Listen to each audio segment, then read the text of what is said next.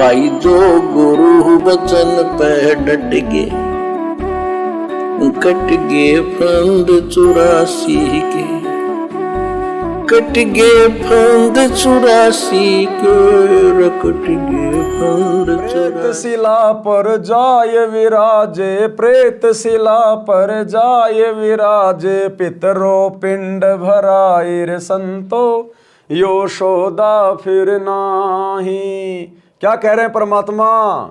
प्रेत शिला पर जाय विराजे और पितरों पिंड भराई। भावार्थ है कि मृत्यु उपरांत उस जीव के कल्याण अर्थात गति कराने के लिए की जाने वाली शास्त्र विरुद्ध क्रियाएं व्यर्थ हैं।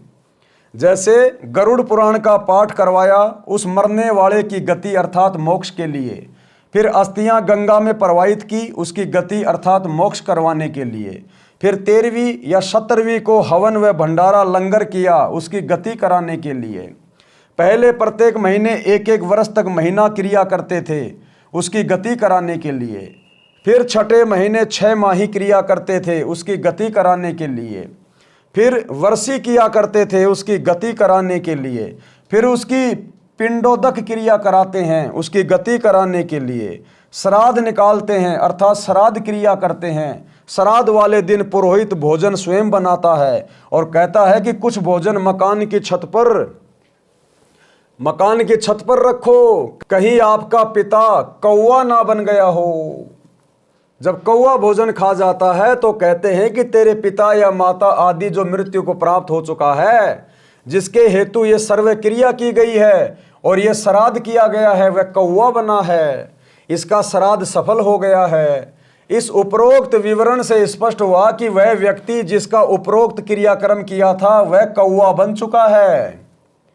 श्राद्ध करने वाले पुरोहित कहते हैं कि श्राद्ध करने से वह जीव 1 वर्ष तक तृप्त हो जाता है, फिर 1 वर्ष में श्राद्ध फिर करना है।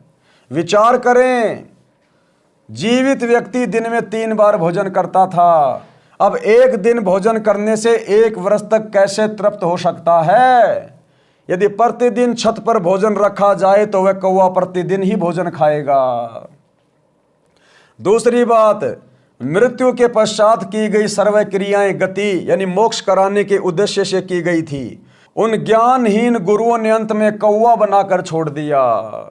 अरे मरने के बाद में उसके परिवार वालों से ना जाने 12वीं 13वीं पूजा पाठ क्रियाक्रम, बरसी, श्राद्ध निकालना, गंगा जी में अस्थियां डालना, ये सारी क्रियाएं क्यों करवाई गई वर्षों तक? कि तेरे पिता की गति हो जाएगी, और अंत में कहते हैं अब तेरा पिता कौवा बन गया।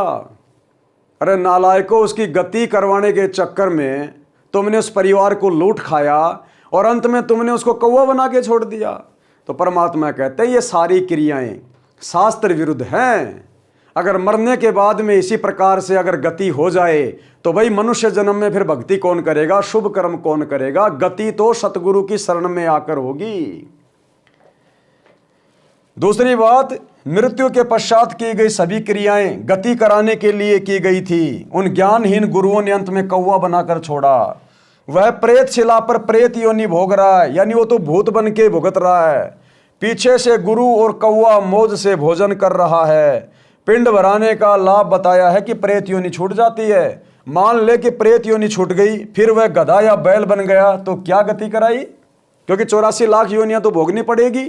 भाई जो गुरु बचन पे डट गे, कट गे फंद 84 के, कट गे फंद 84 के, कट गे फंद 84 के। भाई जो गुरु बचन पे डट गे, कट गे फंद 84 के, कट गे फंद 84 के, कट गे फंद 84 के। भाई जो गुरु बचन पे डट गे,